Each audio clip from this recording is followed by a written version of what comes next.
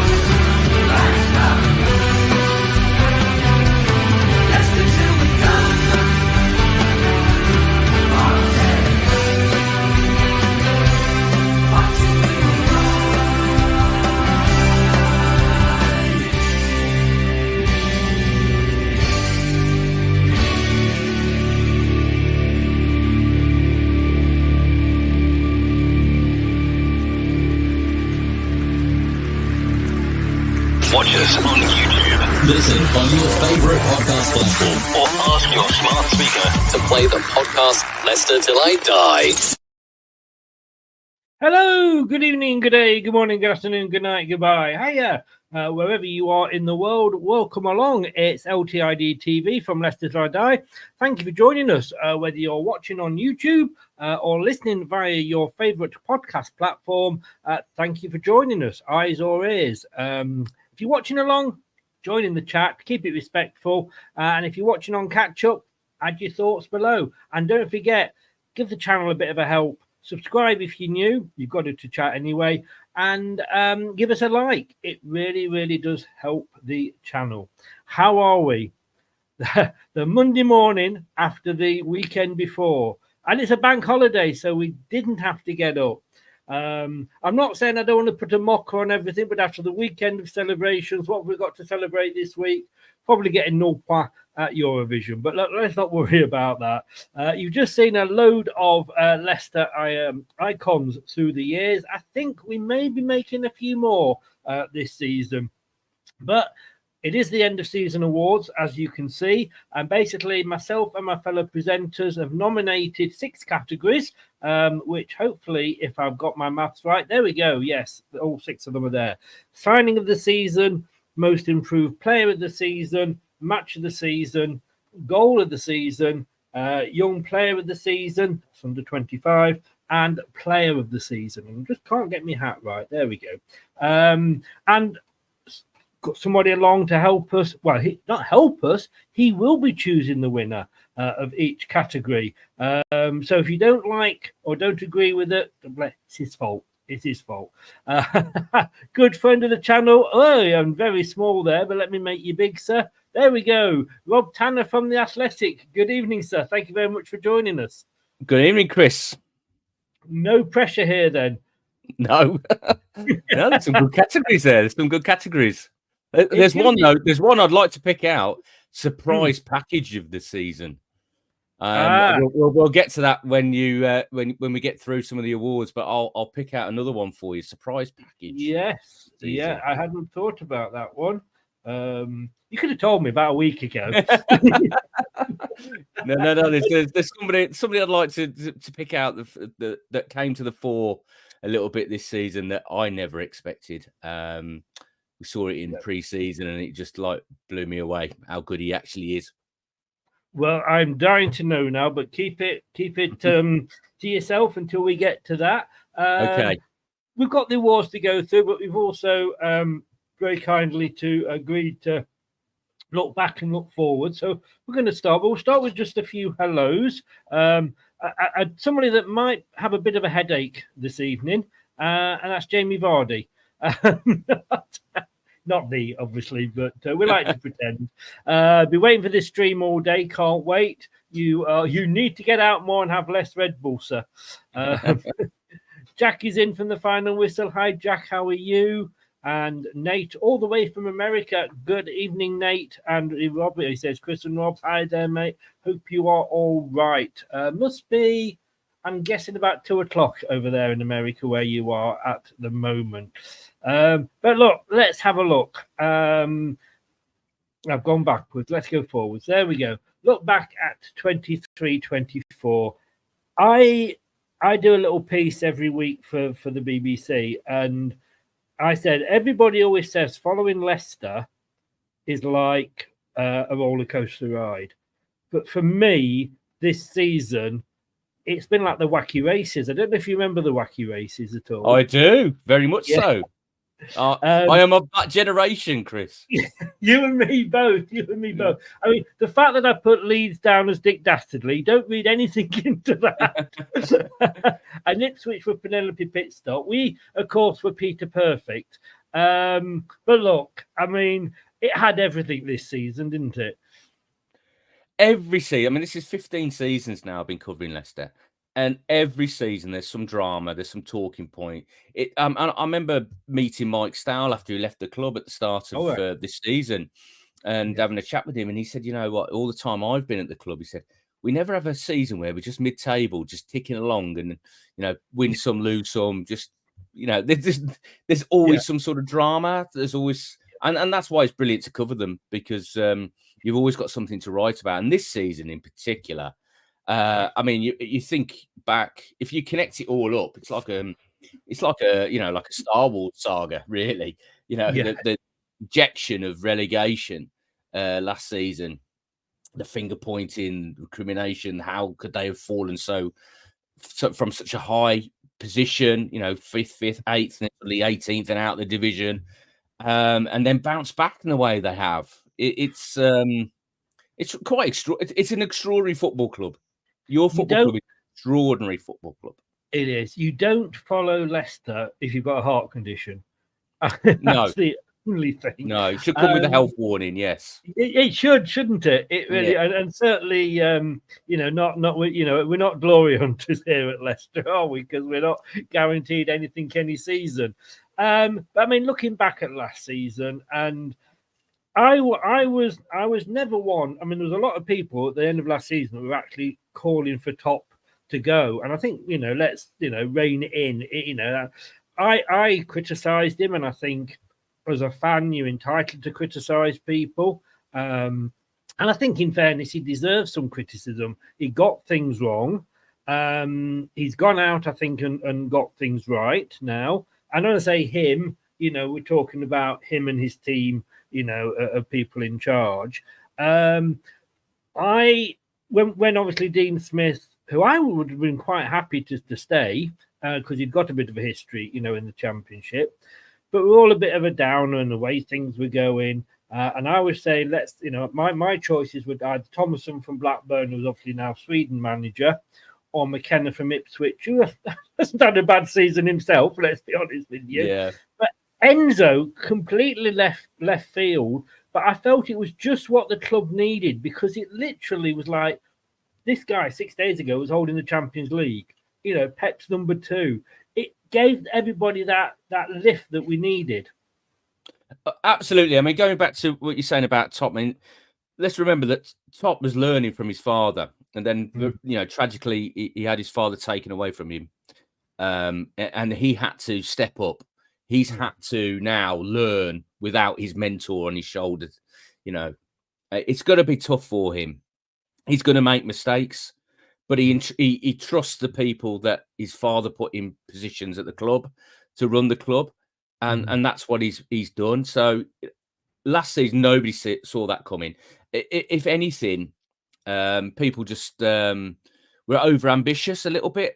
There was no safety net, and they probably should have made a decision with Brendan a lot earlier than they did. But that's all gone now. We've gone into this season, and they made the right decision bringing in Enzo. I know there were some fans a little bit, not totally on board with his style of play, but it's proved to be effective. I mean, that run until mid-February was phenomenal. I mean, we were talking about records tumbling. And what I like about that story is that Enzo met Top in his London apartment, and he basically said, look, I want a different style of play. I want us to have a new identity, a new approach, new idea, as Enzo would call it. And he's backed him as well. So that's good ownership. I mean, I can't believe any Leicester fans really, truly question the ownership of the football club. It's phenomenal. I mean, they've just converted 194 million worth of loans into equity. I mean, it's not that they haven't got money. They've got money. They just can't spend it under the current rules on profit sustainability rules. So, they will back this club to the hill, and they're in it for the long run, and they're not trying to sell, and they're not getting bored of it. If anything, I think the relegation reinvigorated Top to push even harder. I mean, and remember, he's got a massive empire. Well, I'm going to say that and COVID as well, which decimated his King Power side. Yeah, people don't realise how big King Power is. What a big organisation they are. I think people, some fans may think they've just got a duty-free shop at Bangkok Airport. It is enormous. Honestly, I mean, I was speaking to somebody just today, actually, who'd just been to Thailand, and he said, like, it's King Power everywhere out there. And there was Leicester shirts everywhere. I'll tell you who it was. I was doing a podcast for an Australian company, because they've got a massive interest in English football, and they always get me on that to talk about Leicester. And one of their guys had just been to Thailand. He said there was Leicester shirts everywhere. He said you go into like a shop, like a sports shop, and there'll be a rack of Liverpool shirts, a rack of Man United shirts. Then next to it will be a rack of Leicester shirts. So that's how big King Power are, and the influence over there, and that really surprised me. I'd love to go over and have a look myself, but me too. Yeah, my daughter, she sent me a photograph when she landed. She said, "Bloody hell, Dad, I can't get away from you," because she's not. I mean, she knows obviously Leicester, and she follows them because of me, but she's not a huge football fan. And she sent me a picture saying, "Can't bloody get away in this huge Leicester City store." Yeah, absolutely. It's an enormous organisation. Yeah. And I think the thing as well, and yes, I was critical of some of the decisions that were being made. And as I say, as fans, I think we have a right to question. I also then was very supportive of what he was trying to do. And I think you've got to be both. If you're going to criticise when they get it wrong, support and say, well done when they get it right. But it's all about learning from your mistakes. And I think a lot of the time, you see clubs and they don't learn from the mistakes. But I think Top has. Yeah, absolutely has. He's learning so much. And as I said, without his mentor as well to help him. Yeah. So, it's a steep learning curve for him. But that we honestly can't complain about what they've achieved this season. It's been phenomenal. I mean, I still go down Seagrave and I'm in awe whenever I drive through the gates and I look at it and I think this is in the Championship.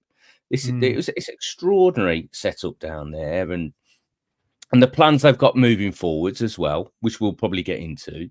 Yeah. There's still so much to be optimistic about. Yeah, and I mean, just James has just said there.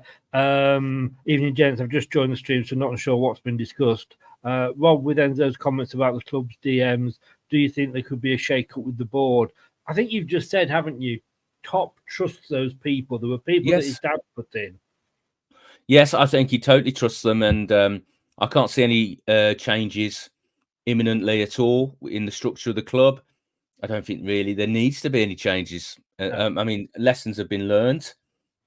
They've had phenomenal success for the last 10 years, and they probably just got a little bit complacent in the relegation season, took their eye off the ball. They were planning for Champions League, challenging for Champions League, European qualification. They were budgeting for that, 7th highest budget in the Premier League.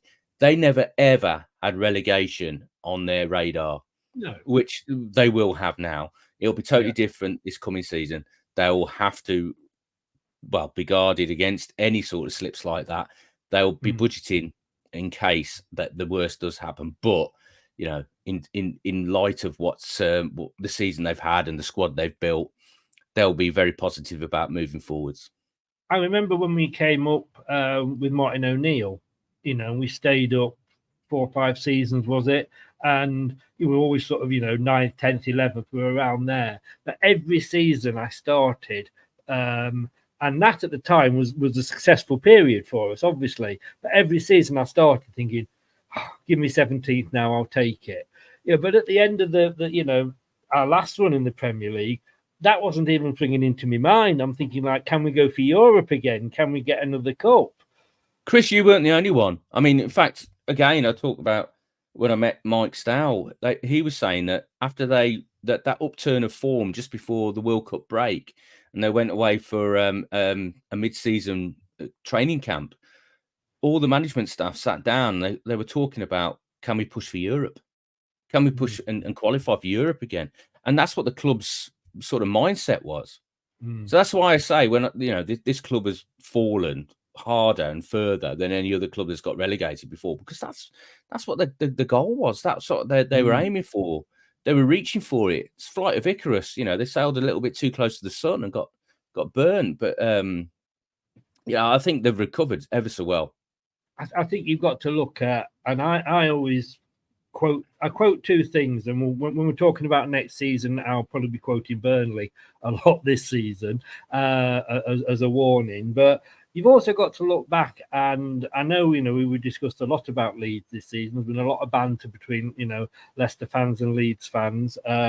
A lot of that was on my channel when they were good. They seemed to be on my channel more than their own channel.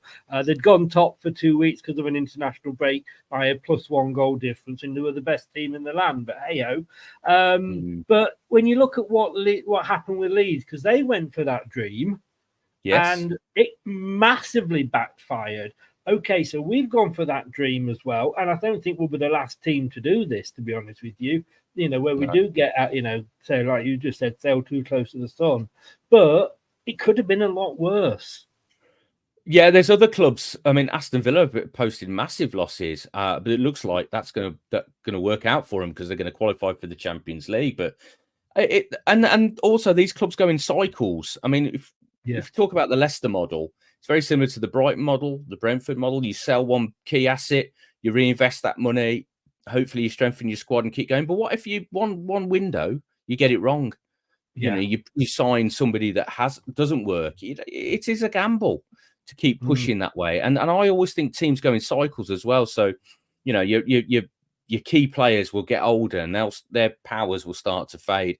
It's how you then bring people on. And if you don't get that recruitment right, then you're going to be in for a season of struggle. And then it's a case of holding on and then starting the cycle again. And I think there's quite a few clubs now that are going to be in that sort of scenario. West Ham are going to be another one. Everton, I mean, even though they've never really been close to challenging, they've spent huge amounts of money and obviously paid the price for that.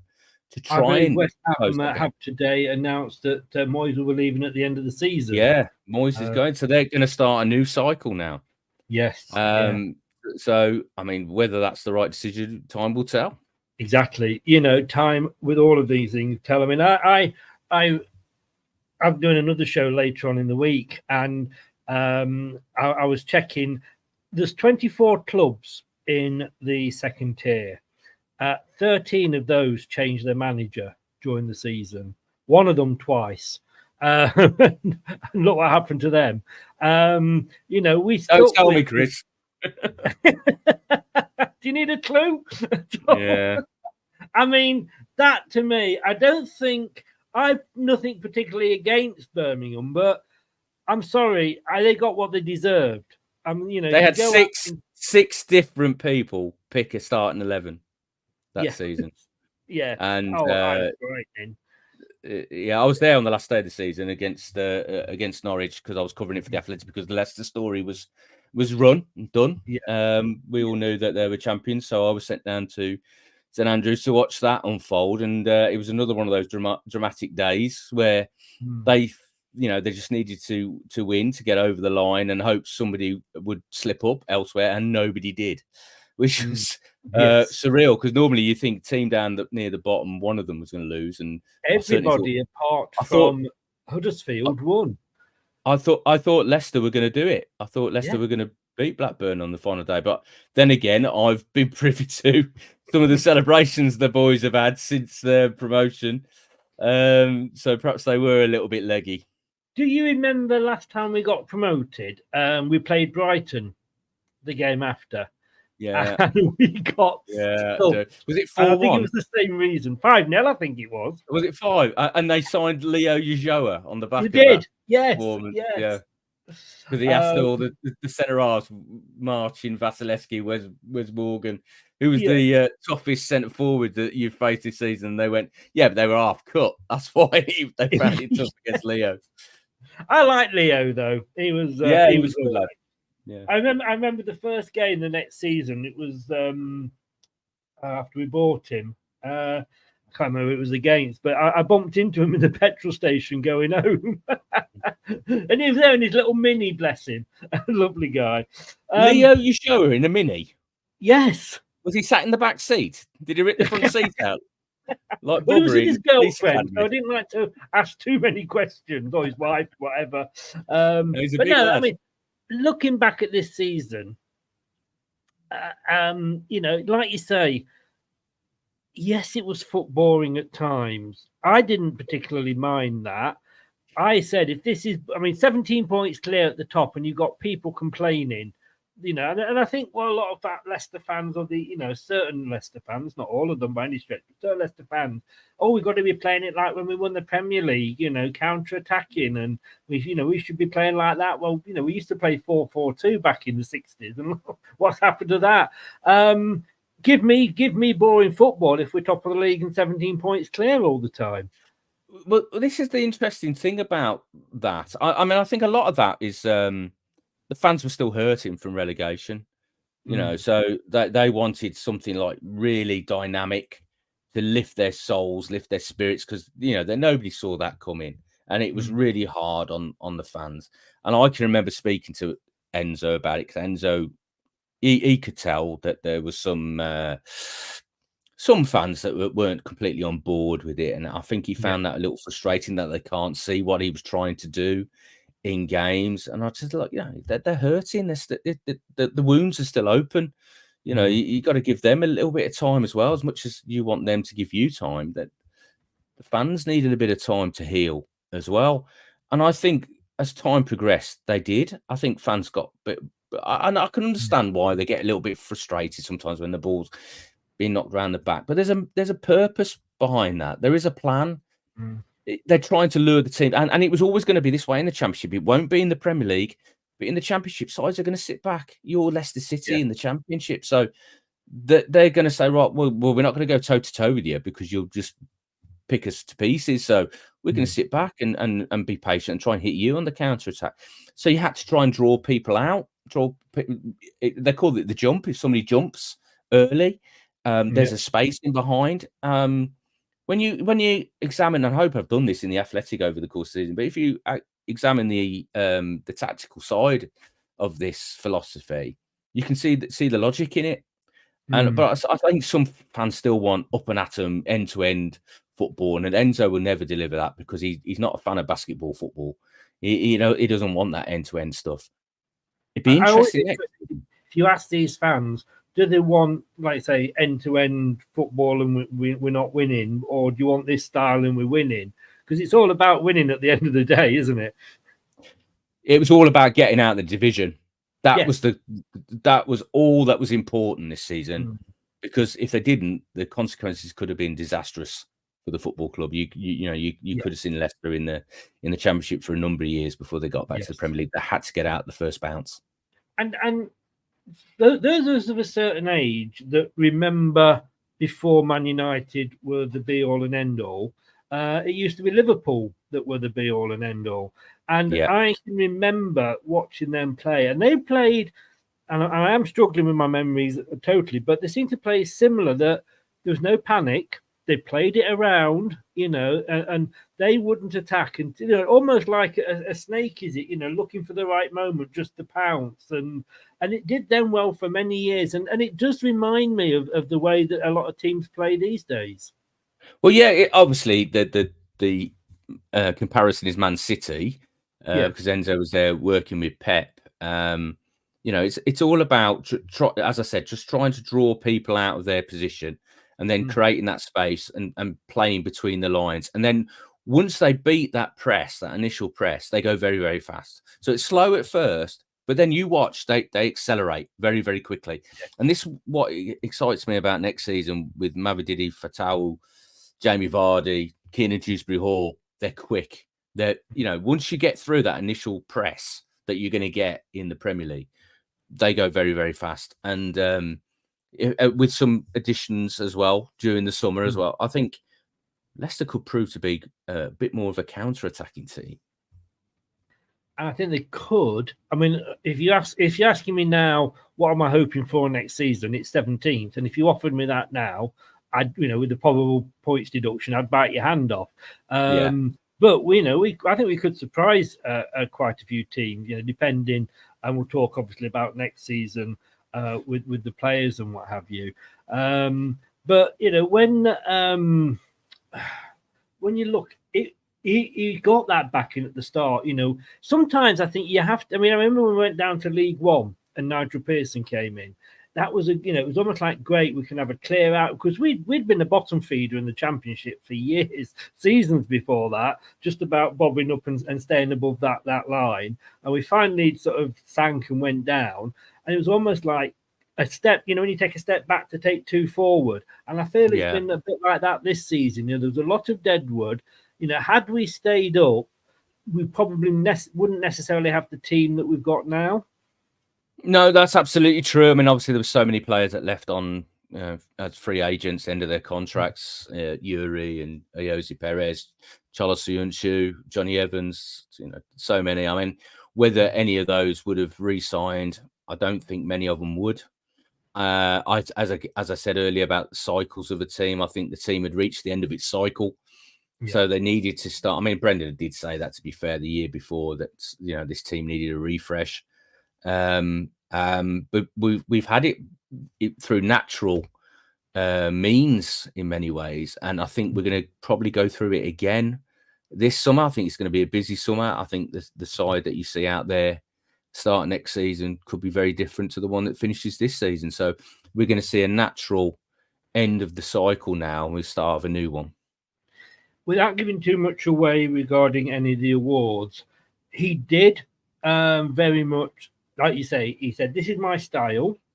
And if players can't fit into that style, and I get this, why keep players and pay for players that you're never going to pick? And I say this, with the England squad, because you're not picking this player, you're not picking that player. If he doesn't fit into the manager's style of play, because he plays a different style at his club, why pick him? I know it's so much like Christensen. Absolutely, I loved him. I think he was a really good purchase, but he wasn't the sort of player, or he wasn't prepared to change into the sort of player that Enzo wanted. Well, Enzo doesn't play with conventional fullbacks. No. So, I mean, Christensen and Luke Thomas are conventional fullbacks. JJ has more variety to his game. He can play in so many different positions. And as we've seen, he's been playing as one of the, in possession, he's been playing as one of the back three. So that's why he's still been around. But I spoke to him recently for a piece that I'm running this week. And he basically said, like, he thought, am I still going to be required here? Do I need to move on at the start of the season? Because, he knew what was coming with Enzo. And he wondered whether he would fit into that blueprint. But he has. Sorry. So, no, this is James Justin. Oh, JJ, yeah. Yeah, James Justin thought, well, he's a fullback that likes to bomb on. He can play right and left. Obviously, he'd been in the England squad because of his versatility. But when Enzo come in and he doesn't play with conventional fullbacks, he thought, what is that the end for me at Leicester? Yeah. Do I have to move on now to kickstart my career again after all the injuries and stuff? But the fact that he can play as one of those three at the back when they're in possession, as well as being a fullback, of course, he's not been allowed to go bombing on like he would usually do, but he's had to refine his game. But he's an intelligent guy, so, he can make that adjustment. Some players can't. But I think that's why JJ's done so well this season. I think he's done well moving forward. But, yeah, the other lads, there was no future for him, as you say.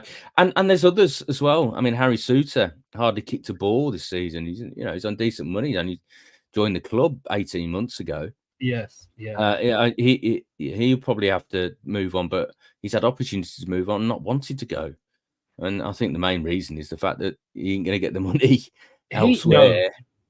And you can't blame players at the end of the day. No. It's their livelihood, their families they've got to look after. Exactly. And yes, it's a short career. It is. But to me, and I'm glad you mentioned Sutar actually, because I've forgotten, but very good player. When we bought him from Stoke, he would have been ideal for this position. But I suppose there's just players that have sort of jumped ahead of him in the pecking order. Yeah, one of them being Yannick, who's probably one of the stories of the season. From being so far out of the picture. I mean, he wasn't even training with the first team under Brendan at the end because Brendan got upset that he did an interview in Denmark. And then the start of the season, it was supposed to be Connor Cody that was going to play that anchor role. And then Connor got injured against Leuven and behind closed doors. And then Yannick stepped up and has performed superbly. Whether he can keep that going in the Premier League, we will see, because they're not going to have 65% possession in every game in the Premier League. He is going to be tested with pace. Well, I was going to say, has he got the pace to survive? He needs protection. He needs protection around him, and I know Enzo knows that. He needs protection around him. In the Championship, the way they play. I mean, sometimes there's 20 players in the 1/3 of the pitch because Leicester pushed so high. And you saw it against Blackburn as well, the way they got picked off a couple of times. They play so high. There's massive amount of space to defend in behind. So you need some athletes there, and that's why JJ's there. That's why he's kept Wout Faes in there alongside him, not had Connor Cody and Yannick Vestergaard. Because Cody's got the brain, but again, he hasn't got the legs, has he now? Yeah. Cody's got the leadership. Cody's got the presence. That's his biggest asset, is his presence. Yeah. But that still was felt around the camp, even when he wasn't. That you need somebody if you're going to have Vestergaard, and he is one of the players that has been absolutely transformed this season. I always go back to when you told me that time you asked Brendan Rodgers why you bought Vestergaard, because he doesn't fit into his style of play, and he said yes, he did. Then never picked him again. Never picked him again. Yeah, but he obviously does fit into to Enzo. Well, he fits into Enzo's style because of his ability on the ball. The problem is when you're not having a lot of the ball. I mean, he is exceptional on the ball, playing out from the back. The way he can pick passes into midfield, he can land under pressure. 5 pence, can't he? He is an excellent ball player, but the question mark around Yannick is then when he's getting stretched, when people are around. Yeah. I mean, it wouldn't be so bad when you go back to like Wesley Fofana and Charles Soyuncu, either side of him. If you had that dynamic, you'd have that athleticism around him. That would cover for that. But obviously, Fofana's moved on. Charles moved on. I don't think Faes and JJ are as athletic as those two. I mean, JJ probably, but but you need that cover for Yannick, otherwise he's going to get exposed. And that's why, I mean, I can remember Denmark playing England in the Euros, and he was playing on the left of a back three, and even Harry Kane was running him. So I just found that really odd. You play him in the middle and you have cover either side. Yes. And do you think the fast, because he likes to fast pace, I never know which, I say on both, and wherever the mood takes me. But I mean, he likes to get forward as well. And like you say, when they do get caught out, you just haven't got that pace getting back. And he did his best with that second goal for Blackburn, but he just didn't quite reach it. Faes, did he? Well, he's encouraged to do that. This is part of Enzo's plan. If a team is sitting back in a deep block, no point just passing the ball. If there's space, you take it.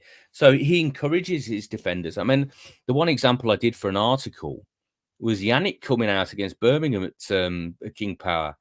I mean, Birmingham had done quite well to hold on and frustrate Leicester. And then Yannick started coming out and carrying the ball.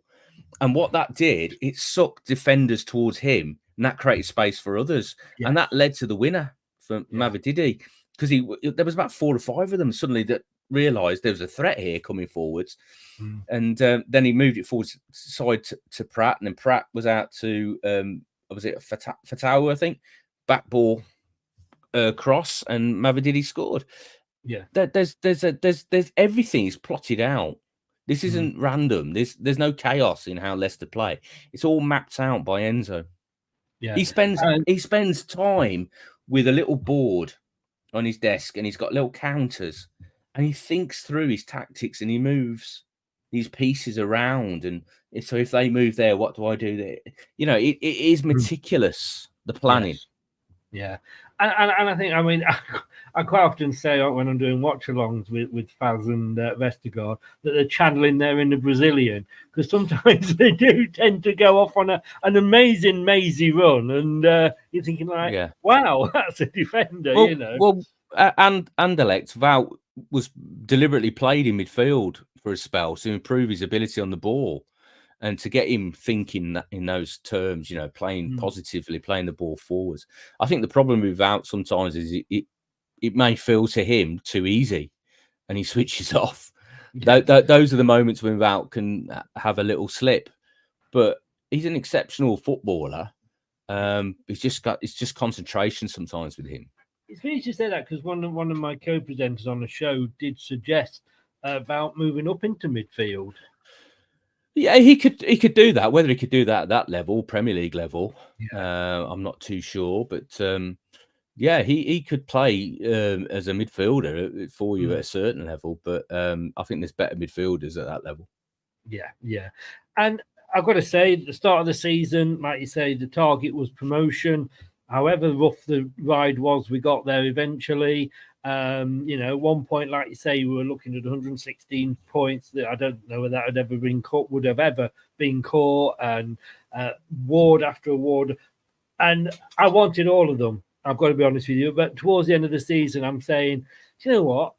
I'll take second. That's the most important thing at the end of the day. But I've got to say, the one thing that I was so happy about was that we finally won one more second tier trophy than Manchester City. Yeah, that is something to cherish, isn't it? Where the Leicester that we now have will cherish that record, I don't know, because they aspire to challenge the big six. Yes, in the Premier League. That's always been their goal. But better than one of the big six, haven't they? You know, but if you look at the trophies they've lifted, I think if you look at the trophies they've won, obviously that's twice now they've won the Championship title, Premier League title, the FA Cup, the Community Shield. They've been in a semi-final of the Conference League, quarterfinals of the Champions League.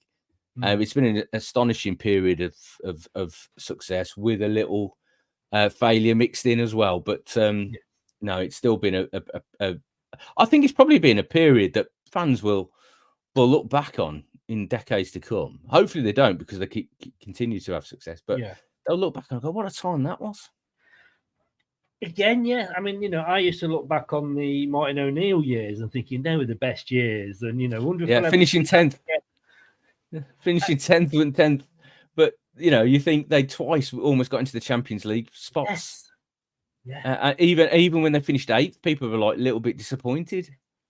I know the fact that I can look back on. I mean, we've won more trophies in 10 years than Harry Kane's won his entire career. And I just think, like, I've seen with my eldest, who's the biggest Leicester fan, of all my children, I have seen my team play at Wembley with him. I've seen my team lift the Premier League. I have been next to him when we've been in the quarterfinal of the Champions League with tears rolling down my cheek as they play that music. It's like unbelievable. And I say to him, well, like you say, hopefully we'll get it. But being Leicester, I say, enjoy these moments. Just enjoy them. What a great time to be a Leicester fan right now. Yes, honestly. Funny thing is, and the other thing, talking of Harry Kane, you can take the man out of Tottenham, but you can't take Tottenham out of the player. Bayern struggling. But I love the fact that, and I love James Maddison. I've got his signed shirt up on the wall. I know he left, but he was never begging to leave or anything like that. But he went to Tottenham to win trophies. Oh my God, my mind's gone blank. Harry Winks came the other way and won a trophy. Yeah. Sorry, James, if you're watching, which I know he's not, but life's strange sometimes, isn't it? Yeah. I mean, James was always going to leave, even if Leicester had stayed up. They would have sold him. He was the big asset to sell. They had to get back to that model because of the financial problems they had, and we've obviously now seen how bad that was with the financial results for 22-23. So he was always going to be sold no matter what. I think they had to take a cut price for him. So I genuinely, I know he's had a few struggles second half of this season, but I genuinely think he's a top player, James Maddison. He's the sort of player that you love to watch. 40. He could have been more than that. He could have been for more than that. He could have done. Harvey Barnes could have been more. Price for us because we needed a quick sale to allow Enzo to get into the league. But it was a good price for Tottenham as well. So and we got Harry Winks. But it was one of those deals that could be done. It is. So, all right, let's get into the first three awards, and then we'll have a look at the upcoming season. So, talking about Harry Winks and signings, the first award here is for signing of the season. And basically, myself and my co-presenters, like I said earlier, we all nominated, and those with the most nominations came through, whether it was 4 or less, but it was always maximum of 4. For you to choose from, Rob. Like I say, absolutely no pressure on you whatsoever. But the 4 signings here, the 3 we've got here as signing of the season, Harry Winks, Abdul Fatawu, and Stefan Mavididi. So out of those 3, who are you going to pick? Then I'll tell you which one was my nomination. Right. Well, the 2 wingers have had to. I mean, the workload they've gone through this season has been phenomenal. Yeah. I mean, it's a dynamic position, so it takes a lot on you. You're sprinting, you're taking people on. So both of them absolutely have performed this season. Sometimes they needed a bit of time to come out of the team, but Leicester haven't had options to replace them because of injuries, because of lack of other players in those positions. So they've had to keep going, and they've done brilliantly well. But you get what you pay for. Harry Winks has been the metronome. He's been the conduit. He's been the player that dictates the pace. He might not attract a lot of the headlines because he's not the guy that, generally he's not the guy that scores the winning goals or whatever. But without when he does, they're a bit special, aren't they? When he does, it's special, and memorable, like the West Brom. But he just links everything together. He's the glue in the team. Yeah. So Harry Winks has been outstanding, and he is a genuine Premier League quality. In fact, at the start of the season, I can remember sitting there discussing this with other journalists on the press bench and going, "How is he playing in the Championship?" He shouldn't be, but he has. He dropped down because he thought, this is an opportunity for me to come in and restart, re-kick his career in a team, be one of the main men, go back up in the Premier League and show everybody what he's capable of. I mean, he's played for England, and his quality's undoubted. He has been a phenomenal signing. I hope the EFL aren't watching because they'll probably be a bit miffed at the fact that Leicester spent like £10 million on him. When we always say, like, I know you, and we'll never beat the $1 million we spent for Jamie Vardy as being the bargain ever. But 10 million for Harry Winks, it was a steal, wasn't it? Yeah, he is a top player. I think he's so composed on the ball. He's one of those players though, and he's other players around him. He can link the play, but then they've got to deliver in the final third. Yeah. But every team needs a Harry Winks. Oh, definitely. I can remember at the start of the season, and I was doing the first few watch-alongs, and you obviously, you get to know the Leicester players and the numbers and, what you're saying and what have you, and my eyes aren't what they used to be. And I remember thinking, like, hang on, who's that? And it was Harry Winks. You're thinking, well, it can't be, because a minute ago he was in, like, the right forward position. Now he's on the left defensive position, and he just literally... He's like the Duracell bunny, isn't he? He just goes on and on. Well, he's everywhere. He's always an option for somebody to pass to. He's always there, available. You make sure of that. I mean, that those sort of players, they're so important. I mean, the Continentals love that type of player. No wonder he went and played in Italy for a season. Yeah. They love that sort of player. Traditionally, we probably have more dynamic midfielders, but, he's still, the way he links everybody, he's brilliant. We have somebody that pops into the chat very often. He's actually a Manchester United fan, but he always comes in asking how Harry Winks has done, because he says we should have bought that player. He could have played that level. I'm convinced. Yeah. He could have played at a top end of a Premier League club, but he's at Leicester, so hopefully next season he is playing at the top end of the Premier League. No, I don't think he loves it here, from what I can see. And he said it's been one of his best seasons ever. So I've got to say, I picked Harry Winks, so I agree 100% with you on that one. 1 out of 1. You're doing well, Rob. Thank you. The next one is the most improved player. Now, this was sort of obviously improved, not necessarily during the season, but improved onto what we expected of them from last season. To sort of how they were performing this season. So the nominations for the most improved player of the season, and we've got 4 here that people have come up with: Casey McAteer, Wout Faes, Hamza Chowdhury, and Yannick Vestergaard. Right, I'm going to make 2 observations here. First of all, Yannick Vestergaard, most improved. We never saw him, so you can't really base it too much on Yannick. I know you're going to go with Yannick, aren't you? But in the Premier League, he was different. He was a different player because under Brendan, it was a different system. So I don't want to judge him too much on what we've seen previously. Casey McAteer, I said about the surprise package of the season. Yeah, Casey McAteer. Yeah. I mean, I didn't think he was going to get a look in at all. We've seen so many of these youngsters that come through the academy and they touch around the first team and then they go out and loan and then eventually they get sold. Yeah. But he come in, and unfortunately for him, the injuries have hampered his season. But he looks so promising. First off, I was amazed by him. But I'm going to go with Hamza Chowdhury, most improved player of the season, because I think Hamza's just grown this season.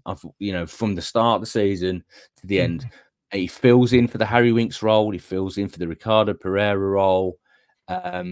And I just seen a maturity. I know he's had his issues off the field. I know people are going to say that, but on the field, we're not judging that, though, are we? No. We're judging the character, the player, and I've seen him grow as a leader. He's worn the armband this season. He's become more of an influence around the dressing room. He's been more of a footballing role model for the younger lads that coming through the academy as well. And I just think his performances have improved as the season's gone on. And in fact, that West Brom performance in particular, people will talk about. So I know you're going to pick Yannick, but I'm going to go with Hamza. No. Well, you've got the final word. And this is why I've asked you to do this. And then, yes, I did go for Yannick. And a lot of it was because it's the only time actually with Yannick I have a gentleman called Alan. He's of our my sort of age, and he goes to every home game, goes to every away game, and he always picks the man of the match. And it's the only time I've ever overruled him was because I went to the match, and that was Southampton away, and we beat them 4-1. And I thought Yannick had an immense game, especially because it was obviously his first game really back, and he was taking so much stick off the home fans, and he had a great game. But I did, and I'll say feel sorry for him. That's unfair, but I don't think he was treated that well under the previous regime, and he's proved to everybody. Yes, we know about his pace, etc. But my God, can he ping a ball to the length of the field and get it on the spot? And that's what you need. Yes, he's been caught out, but who hasn't? Casey McAteer, I remember seeing him. Was it Northampton in the pre-season game? And he was playing the Mavadidi role on the left, and I thought, who is this guy? He really, really impressed me. Then he came in and he got a goal, and then we never saw him again because of his injury for a while. But Hamza, he scares me when he fills in for Ricardo. I'm not going to lie. But look, I like Hamza. I think he's that enforcer that we need sometimes in midfield. We haven't got anybody, a Roy Keane, that's prepared to put the boot in. My God. And he's matured, so he's not as reckless as he used to be. And to think that this was the guy, when he walked off, do you remember the game against Liverpool, the season before we got relegated? Jurgen Klopp picking him out. Yeah. Yeah, and he was marched off that pitch by Brendan Rodgers, and Brendan Rodgers was going, "This is the guy, look at this, brilliant guy." Never played again. And then he was loaned out for a season. Yeah, I mean, the thing about Hamza is, and the reason I say he's grown up is that he is more measured now. He doesn't go recklessly in for those tackles anymore. He does stand people up. He does say to them, "Look, I'm not going to commit. You're going to have to commit me." And he offers something different to Ricardo. Ricardo is the one that pushes forward. I don't know if you read my article about Enzo's plan B, but yes, when sides are struggling, when Leicester are struggling to break down sides, the plan B is to push Ricardo forward into another 8 position, and they have a front 6, which is very attacking and adventurous. Hamza really couldn't do that, but then Hamza offers you more defensively than Ricardo. Although, he looks a little bit exposed sometimes. He's not a natural fullback, and we've seen quite a few goals where they've conceded where he's gone to close and he's sort of like made himself smaller rather than bigger. But his athleticism and his tackling ability is incredible, and the defensive awareness to keep covering your goalkeeper. I mean, that's something I was taught when I was a kid playing as fullback. If your goalkeeper's exposed, get on the line and help him. And he did enough of that these days, do you? Though no, I mean it's a bit old school. It is a bit old school. I mean, you don't even have defenders on the post at corners anymore. But so the game has moved on a lot. But he displays that natural awareness of where the danger is and puts himself in those positions. So I have seen an improvement in Hamza this season. So that's why I picked him. I mean, he was the first player right early on in the season that got an extension contract straight away. And I was glad because, he may not be everybody's cup of tea. He may not be the first choice on the team sheet. But like I say, he's a player. If you're just holding on to a 1-0, he can come on. And like you say, he can fill in 2 or 3 positions, but he can also give you that extra line of defence in front of the defence, if you like.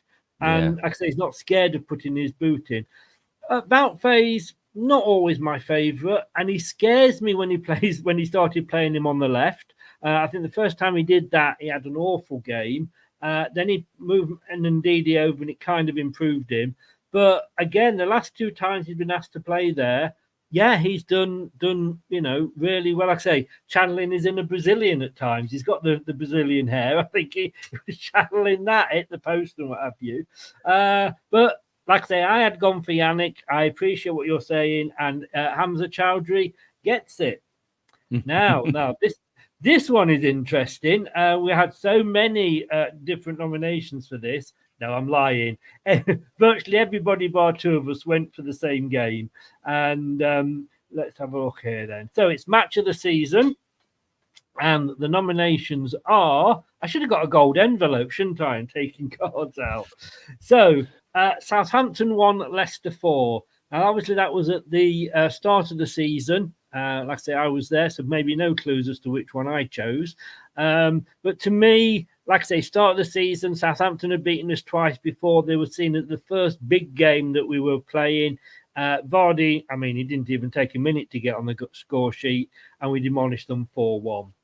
The West Brom game, that was so important. I think we needed a win at that time, and not necessarily the best we've ever played, but it didn't matter. I think it was one of those where the result mattered. And like you've just said, Hamza, wow, what a game he had on that one. Leicester 5, Southampton 0. What can I say? I mean, it just speaks for itself. And then, and I couldn't get the picture for this one, but Bournemouth 0, Leicester 1 in the FA Cup. Again, I was there, And I know with that game, that Enzo said, don't judge our Premier League potential by that game. But I'm sorry, I was doing. You know, we lost to Chelsea, and I kind of didn't bother me. Yes, obviously it bothered me, but I kind of expected it. And even if we were a Premier League team, there's teams you would go to, Man City, Liverpool, Arsenal, that you would expect maybe not to get anything from. But to me, Bournemouth are a sort of team that if we got promoted, that we would be looking at that as, again, we should be getting something from. And we did. Yes, it was extra time, but we outplayed them on the night. But I don't know how many of those games you've been to, but you've obviously been able to look at highlights. Which one are you going for?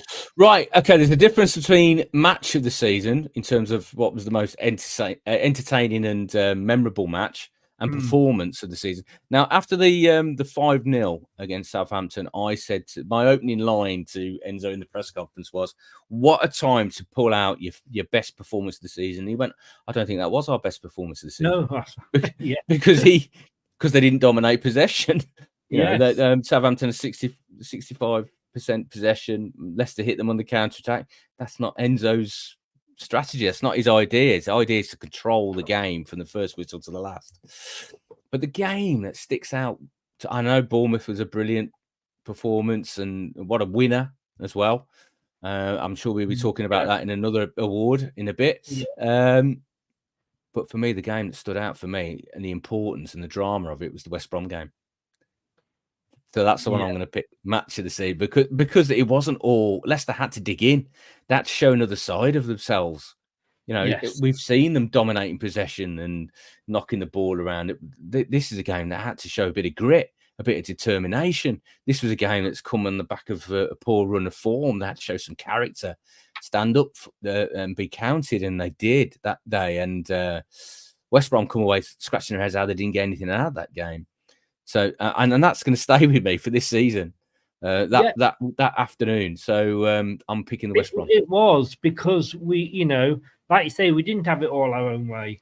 I think that was just after the the Plymouth and Millwall losses, wasn't it? It was the team meeting they had where Jamie Vardy called the team meeting. They all went in and 12 of them spoke and they all said different things. But basically the gist of it was, look, guys, we've got to step up here now. We've all got to a man go again. Got to be really determined to go again and make sure this season everything we've worked for doesn't go to waste.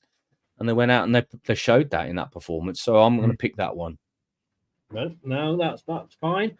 That's two you've not agreed with me with, but I won't hold that. Which one did you pick, Chris? Which one did you have? I went for the Southampton 1, Leicester 4. Right. And like I say, because to me it was the start of the season, so expectations were a little bit like, And as bad as Southampton were last season, they still managed to beat us twice.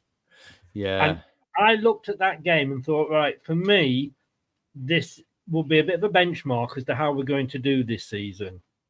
Yeah, it's a good point. A benchmark. Benchmark performance. Yeah. And it was the first time, we hadn't played Leeds at that point. We were, we'd started off well, but like you say, you would expect as a relegated team to have a reasonably good start if you've got any ambitions to go back up. Like I said, that was, way to Southampton, 4-1. We just took it as a stroll. I mean, we went one, and then the biggest surprise to me there was that we didn't, Southampton didn't have a player sent off, which is what they normally do against us at their place. But no, I get totally what you're saying, because you can't just take the match itself and you can't just go for the entertainment value. It's the whole package. And that West Brom game, like you say, I didn't care if we won 1-0 and went in off, Daka's arse or something. You know what I mean? Yeah. It was the drama of the day and the outcome. That could have gone the other way. And then where would we have been? We'd be talking about the playoffs now, I think. I think so, yeah. Right, let's have a quick look then at what we are looking at for next season. A lot of we've literally, it's early days and we don't know who's here, who's not going to be here, etc. But going to ask a couple of questions of you anyway. Yeah. Going to start with Enzo. Yeah. He's come out and said, well, he's proved his doubters wrong, first of all, because once I think we all got over the excitement of, oh my God, this guy 6 days ago was holding the Champions League trophy. Now he's my manager. And then we started, well, hang on, he was only at Parma for 12 games or something. I don't know, but he's proved all the doubters wrong. But he's come out and had a bit of and I get it, a bit of a moan. And maybe it was sort of, we look at it and think, well, maybe Brendan had a point. He came out and said, well, I wasn't told any of this about the money. I wasn't told I wouldn't be able to sign anybody in January. I'm going to have to have a word with the owners, sort of thing. And anything to worry about there, do you think? I think he's a man of principle. I mean, he said it early in the season. If there's any question of his idea, he would walk the very next day. So, yeah, I mean, I was there in the press conference. We were in a little, very small little room in Preston. And he just came out with that. He comes into press conferences and he has something in his mind that he wants to get out there. And regardless of whether the question is asked or not, he'll say it if he has something to say. And he said he wasn't too very happy about a couple of things that have happened in the season. Them being, the issues with FFP and the club finances, the fact that he couldn't bring anybody in during the January transfer window. He wanted Sensi in. Luckily, and I'll give John Rudkin some credit here, something showed up in the ankle of Sensei in the medical, and they tried to write a clause into the deal that if anything happened with his ankle, then the deal's off. So they wouldn't have any more financial cost on that one. And that was one of the reasons that the deal collapsed in the end, because it was getting so convoluted and they were running out of time.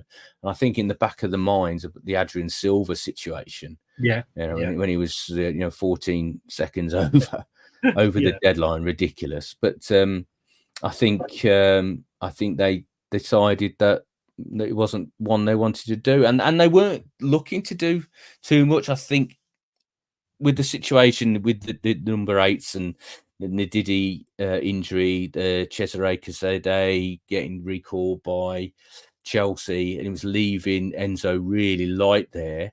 I think he desperately wanted to bring somebody in to give him an option. But I just don't think it was feasible. I think it was probably the right decision not to. Obviously, in hindsight, in hindsight, now they've got over the line. But but I know he wasn't too happy on that. I mean, I think he went into January thinking he was going to get 2 or 3 in, and then I think the projection of the club's finances and how they were going to breach FFP or profit and sustainability.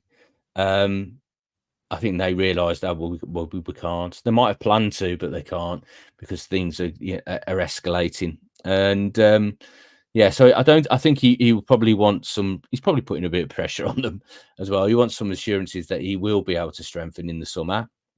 And now he's got promotion, he will, because the scenario is completely different. If they'd stayed down, there would have been a fire sale before the end of June, so they didn't breach EFL profit and sustainability before the end, because now they've extended the financial year to the end of June. So you would have seen Dewsbury Hall go. You would have seen, Fatowo wouldn't have signed. You wouldn't see it after that squad were gone. Harry Winks would probably be sold as an asset to the Premier League. It would have been catastrophe for the club, but they've got up. So now they can keep Harry Winks.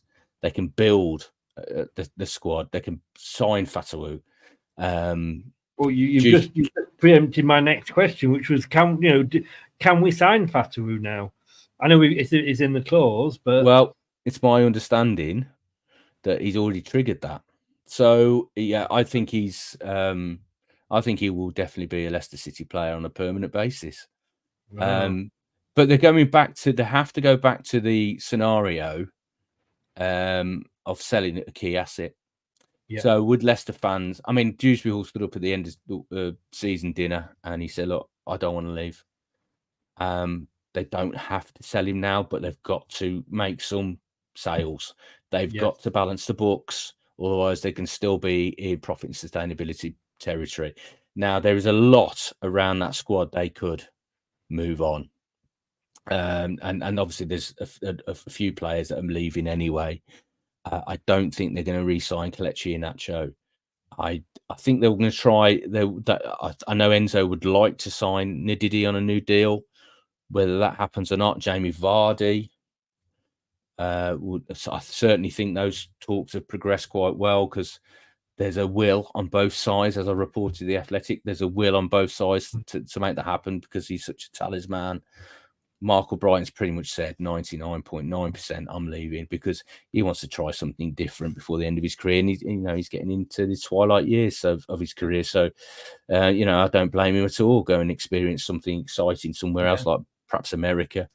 So you don't think we're seeing Vardy to Wrexham then, as some of the rumours have been flying around? No. Vardy has no interest in retirement. No, he's just a freak of nature. The guy, he just wants to keep playing and playing and playing. And I think if you look at his goals to minutes ratio this season, it's one of the best in the country. 92 minutes. He scores a goal every 92 minutes he's on the pitch this season. That is phenomenal. And he's 37, and people are writing him off. Can you believe? I mean, even when he's running to a hoarding, he leaves other players behind. And I do a bit on Talk Sport, and I said that he, like you said, he's a freak of nature. You write this guy off at your peril. And I did at the start of the season. I said, he will probably be, the super sub, if you like. No, he was the main man, and the super subs were the other ones coming on from time to time. I mean, he's the epitome of what you want every young player to look up to. And he was late coming into the game, and I think he just wants to make the most of it. And yeah, exactly. He hasn't got those early years, all that mileage in his legs. Young kids are played to death, aren't they, over here? But do you think that he would think to himself, maybe I'm going out on a high now, because next season is almost certainly going to be a struggle? Or like you say, do you think I just want to play, and if Leicester want me, I'll stay at Leicester? If Leicester want him, he'll carry on at Leicester, and I think he would like to score more goals in the Premier League, to add to his Premier League tally. I think that would be certainly a goal for him. So I'm certain, pretty much certain, that you're going to see another year Jamie Vardy at Leicester City. Just to quickly run through then some players. Eunice, now he's not had the game time I think that a lot of us hope. I mean, you look at Fatua, where you just kept him out. I saw Eunice at against Bournemouth, and he was in more of a central role. All right, unfortunately, he'd left his shooting boots back at the King Power that night. He couldn't hit, the proverbial barn door with a banjo. But my God, did he scare to death that Bournemouth defence? He was channeling his inner Messi. They didn't tackle him, because if they brought him down, it would have been a penalty. He would have got 4 or 5 if he got his shooting boots on. Is he a player, do you think, that we're going to keep, or is he going to be, let go back to Turkey? He's one of the ones, the question marks on top of his head, really. I'm not sure. I honestly couldn't tell you, Chris, because I don't think he's done enough, personally. And I think Enzo thinks he hasn't done enough. I think Enzo thinks there's a lot more to come from him. So it's whether they decide they've got the finances to take a gamble on him, to see if he does produce more. He said that to us in a press conference. He said, I know what Eunice is capable of, and we haven't seen the real Eunice yet. But do you think he's had the chance because of the form of the other players? Possibly. I mean, you go to number 8s when they're both fit is Dewsbury Hall and Ndidi this season. Again, Ndidi is a number 8. Who saw that coming? But it's interesting, isn't it, how he's done that? But I think what Enzo likes, he likes a bit of physicality in those positions. One of the two has got to be a real physical fella. So that's why he likes Ndidi there. He plays Eunice in there, but he can also play him out wide. But I don't know. I think there's a question mark around Eunice. Player that a lot of the fans love, Been a bit of a sick note. He's been out on loan. He's come back. Brendan, for some reason, didn't seem to like him, although he expressed a desire that he wanted to stay and fight for his place under Brendan. But he's had not a bad season, but he again hasn't had maybe the game time that we would like. Dennis Pratt, does he really have a future at this club, or are we better cutting our losses? No, I think that's probably time now. I think Dennis needs to move on and pursue his career elsewhere now. I don't think he's contributed enough, and I think the club probably think the same as well, that it's not really worked out. He is fragile physically. He picks up injuries during the season, and you know, he's a Belgium international as well, so he's not cheap. So it might be a time there for a part in the ways, and best of luck to Dennis, because I'm sure he'll continue his career. I think probably the Italian football's where, you know, better suited for him. Was it Atlanta? Yeah. So you know, it'd probably be a good fit for him. And like you say, he's going to be one of those on a high wage as well, isn't he? Yeah, exactly. Yes, he would have been one of the ones on a decent wage. I mean, they all took pay cuts when they got relegated, but yeah, he would have been one of the higher earners. I was going to say, so there was, everybody did have a relegation clause in. No, they all had there's all relegation clauses. I mean, I think. I mean, this came out in court when Hamza got done for drink driving, but his wages went down to 12 grand a week. He would have been on a lot more than that. Yeah. I mean that. Well, I know it's for most of us, is it? Yeah, I know it's surreal, but you know that's football, isn't it? The modern game. Yeah. Just two more players, if you don't mind. Samare. Booba. That's an interesting one, isn't it? Well, you know, we talked about Yannick coming back from the dead, so to speak. Yes. Could Booba fit into Enzo's system? I've got a funny feeling he might. But he's a bankable asset, though, as well. He's a bankable asset, but I don't know whether Enzo wouldn't like a little look at him in pre-season and make his decision then. I think he might have a look at Booba and see if he's got something. Christensen's going to come back, but Samari again, I think he's got the potential. Was it the charity? Well, he can play. He can play that 8 role that Harry plays. Yeah. So he gives you another option there, and we've seen him play as an 8, although he's not really an 8. But then I thought Ndidi wasn't really an 8, and he's done particularly well. I think. I mean, they do obviously need to strengthen in that area. Yeah, at least with a couple of players, I think, this summer. But and Booba is a bankable asset, but Seville haven't got a lot of money, so you're not going to get a massive amount from them. They're trying to knock the asking price down, aren't they, Seville? Well, this is the thing. See, the Premier League's so far ahead in terms of wages and the finances that are involved in the Premier League that if you try and offload players to continental leagues, it's not many clubs that can afford them. No. And I think as well, a lot of these, had we not gone up, it would be, yes, they wouldn't be coming back because of the wages in the division. Now, this last player is Pat Sandaka. Now, everybody kind of has a go that he's my love child and what have you, and I do defend him. Even sometimes when it's indefensible. I think the thing that got me with Bax and Daka is that Leicester fans, they do like to have a player they can pick on. You know, it was Chilwell at one point. You know, they've always got to have a player that they don't like for whatever reason. And I think there was one thing that was getting me was that when we played Bristol City and Vardy had the 2 gilt-edged chances that he missed. And probably another 2 where he maybe should have done better. Nobody ever had a go at him. Oh, it's Jamie Vardy, you know, he has an off day. Pat Sandaka, who we would have struggled pre-AFCON without, and we're having to go at him. Oh, God, he's in the team again. Oh, God, what does he offer? And I think it got to the point where I was thinking, Enzo, just take him out the squad, give him a bit of take him out the firing line. I don't think he's going to be Vardy's successor. What are your thoughts on Mr. Daka? I think Enzo has in his mind Tom Cannon as Jamie's successor. He likes Patson because, and it's not for the reasons you probably think. He likes Patson because of his athleticism in leading the press.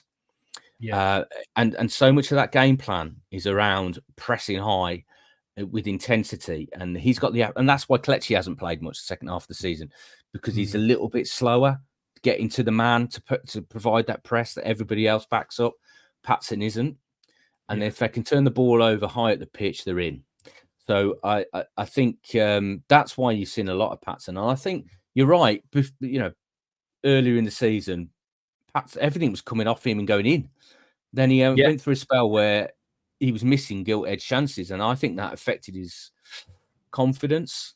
I did an interview with him a couple of months ago, and he is an intelligent lad. He thinks a lot about the game, thinks a lot about life, and what's going on at the time. And I can imagine that affecting him a little bit. I think he's a confidence striker. I mean, all strikers are confident. I mean, then again, Jamie Vardy just carries on regardless, doesn't he? Miss a penalty, smack himself in the head, and off he goes again and puts another one in. But I think Patson is a confidence player, and when his confidence is low, that can affect him. And you're right, he took some stick that I don't think really was warranted.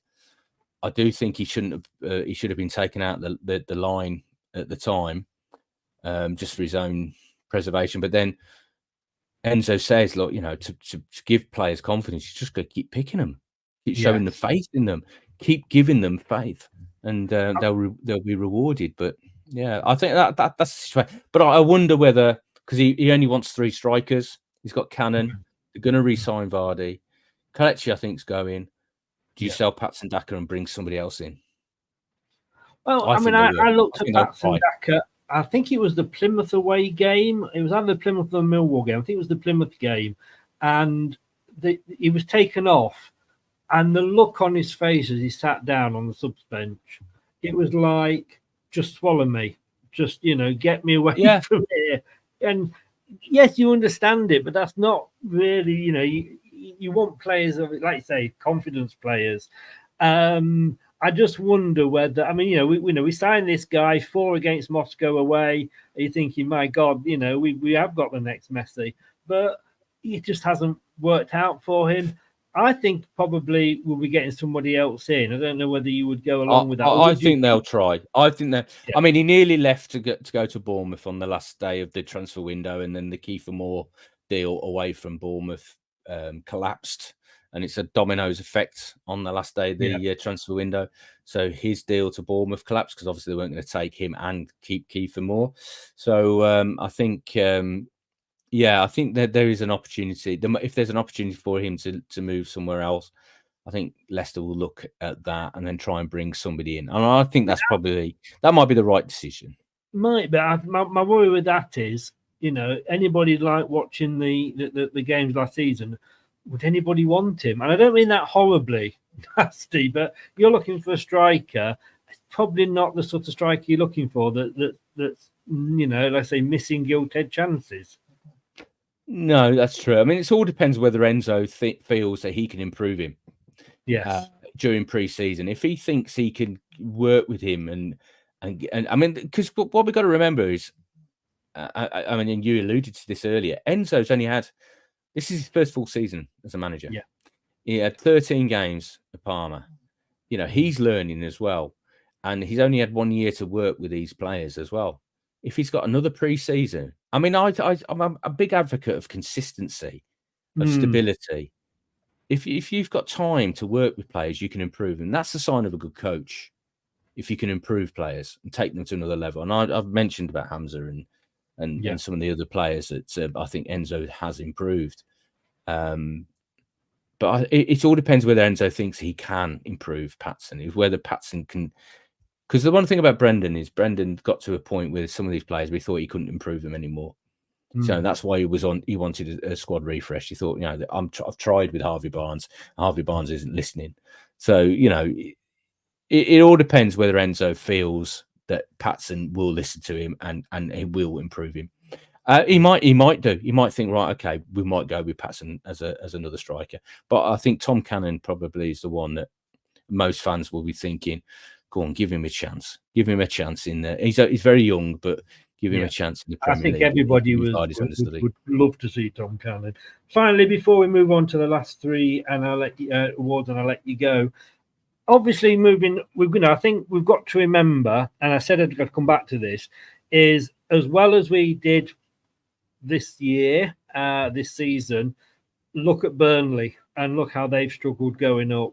It is a step up, and we've got to remember that when we go back up, we were up until that last season pretty much a permanent fixture. We never thought, like I said earlier, we never thought about relegation. It never entered our minds that this could happen. And then suddenly, wham, yes, it can. We've got to go back up, haven't we? And we've literally got to start again. Yeah, this is the thing, sir. I mean, Leicester have fallen from such a lofty height that they've taken more than one step backwards. They've taken 2 or 3 steps backwards now. So when they come back up, the goal has got to be just to stay in the division for the first year and build again. You can't be. They were over ambitious, perhaps, and that's what led to their relegation. So you can't go into the Premier League right. We're back now. Let's challenge for Europe. That would be a bonus. That would be a huge bonus. With the points deduction as well, let's come in, and inevitably it will come. They've just got to survive the first season. Do you think with the points deduction, and I've said this, that in a way, let's give it us now, give it us at the start of the season, and we've got 10 months to get it back. And I think it's ridiculous that, and whatever I think about Forest and Everton, I think the points deductions, the league table is being decided by 12 men sat round a table, not by how teams are performing on the pitch. But look, it's what it is. If we breach the rules, we've got to take the punishment. But give it us at the start of the season, and then for God's sake, please don't give us Man City, Liverpool, and Arsenal as our first 3 games. But I'm thinking 4-6 points. If we can get that at the start of the season and get it out the system, at least we've got the whole season to try and build back on it. Well, I think that's the ideal scenario to know what you're facing early doors. It's whether then they still in breach of the EFL rules this season, just gone, and they might face a second charge during the season. That is the wild card that we don't know about. And the redrawing. I mean, this is the thing about all these rules. Nobody knows really. It always feels like they're making it up as they go along. Yeah. I mean, what is 6 points? What is 10 points? What is 12 points? People don't really know. And I don't think they know. And it's an independent panel that sits and decides all this. And there's no blueprint of, they've overspent by this much, so therefore it should be 6 points, or they've overspent by this and it should be 8 points. I don't know. And I'm coming around to similar view to you, Chris, in terms of football should be decided on the pitch. And I know people say, well, they're overspent. So that they're cheating is the word that many fans use. But Leicester had no choice because they were aspiring to go that high, and then suddenly everything went wrong. There was no way they could meet FFP. There was no safety net. No. I mean, are we saying that every team that goes into the Premier League should budget for relegation? Because that's what effectively you're saying, except for the top 6. Yeah, because so I think it needs a long, hard look at these rules, and I think they are doing that now with this this new system that's been muted in terms of doing a percentage. I mean, because 105 million over 3 years, 105 million for Luton is disaster. If 105 million pounds of losses for Luton Town is disaster, for Man City, for Man City, it's nothing. So they could breach easily because of the way they operate, the level they operate at. Whereas Luton, I've got to overspend by a massive amount to reach 105 million. So you can't have just like one uniform figure. It has to be percentage and ratios. But it's all a bit of a mess. Yeah, the only people that are profiting, Chris, are lawyers. The lawyers are the only ones that are profiting here. Exactly.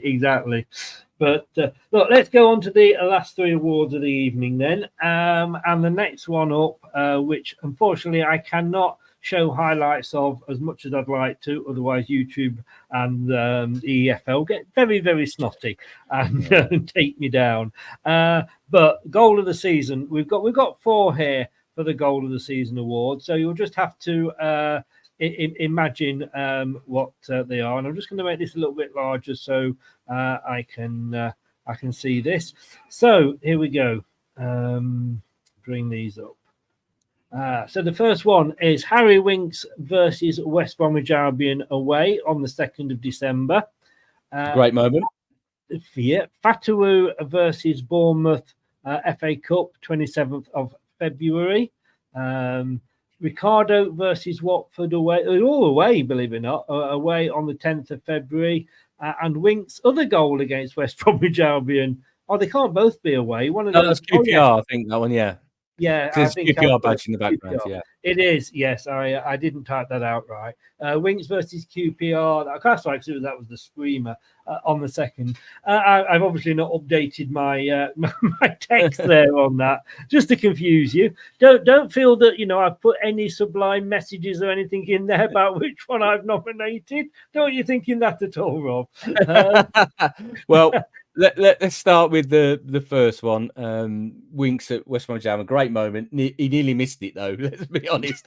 Yes. Fatawu, I mean, if there wasn't one of his goals in this list, then there's something wrong because when he cuts in and bends it with his left foot, he's phenomenal. The Watford one I thought was a very good team goal, and that was an example of the plan B that I was talking about when Pereira goes forward and they make a front line of 6 and they hit them on the counter attack that day. But the Pereira was up there because they'd changed, they'd made a change in that situation. But for the drama, for the technique, again, Pereira ran across to draw players away, playing the plan B. He went across and took defenders out, which created space for Harry Winks to score. My pick would be the QPR Harry Winks last minute winner. Well, it was 88th minute. I think it was about the 88th minute, wasn't it? Yeah. It was very late on. I'm going with Winks, QPR. Oh, you like Fatawu at Bournemouth, don't you? No, actually, no. I went Winks West Bromwich Albion. The drama of that was great. That was it. Again, I think sometimes, I'm not saying you did, but sometimes when you look at these on like Match of the Day, they go for the spectacular more than the build up and whatever. That for me, the breakaway goal. Yes, he nearly missed it. Yes, he nearly slipped and ended up on his arse, but he didn't. It went in. It was stoppage time and his celebrations, and that's why I went for that one. But a great moment. I would say great moment, Chris. Yeah. Perhaps not the greatest goal. A great moment. I'm going QPR. No, well, you're the one that's having to make the decision, sir. So let's face it, any of those could have won it. I think they're all great. And Fatawu could have had his own little category here. Couldn't he just? Some of the goals he scored. In that one against Bournemouth, he must have had about 5 attempts before that one actually went in. Yeah, he was like Mavididi as well. Mavididi scored some good goals this season. Yes, and the thing is, both of them are really good at defending as well. They really do the job in getting back. Especially Fatawu. I mean, he's phenomenal. The work rate he puts in. Yeah. Right. Now I had to why are we even bothering putting options up here? I actually had to increase the age of this one because otherwise we'd have had no competition here whatsoever. But the ones that have come up for young player of the season, which is under 25, is Tom Cannon, Abdul Fatawu, Mads Hermansen, Casey McAteer. Wow. Yes, surprise me. He's been fantastic, so exciting to watch. He's going to be a star in the Premier League. I'm convinced he's going to be. It's so important that they make sure that deal is all done and dusted. Casey, as I said, has been the surprise package. Tom Cannon, I think, is one for the future. Mads Hermansen has been integral to the plan, the idea, the way he comes out. A really intelligent guy as well. Had a great season, but Abdul's just lit things up. He's lit games up in moments that, and the fans love him. Yeah, absolutely. That's a no-brainer for me. Yeah, and I think in fairness, every single one of us actually, because when I first did it, actually, I did it as a young player, had to be under 21, and everybody was went Fatawu, Fatawu, Fatawu, Fatawu, Fatawu. Yeah, I'm going to do something here just player. to make it interesting. Again, the potential for him is extraordinary. I mean, again, if Enzo can coach him, work with him, improve him, there's so much about his game that's really positive. You know, as we talked about, his defensive work as well as his attacking work. He needs to vary things up sometimes. And towards the end of the season, it was noticeable that he was starting to go on the outside and take fullbacks on. Because when he kept cutting inside all the time, it's easier for defenders to know what he's going to do. They just show him. You know, you want to go inside. I'll if you don't want to go inside, I'll show you the outside. And then you don't want to. You're going somewhere where you're uncomfortable.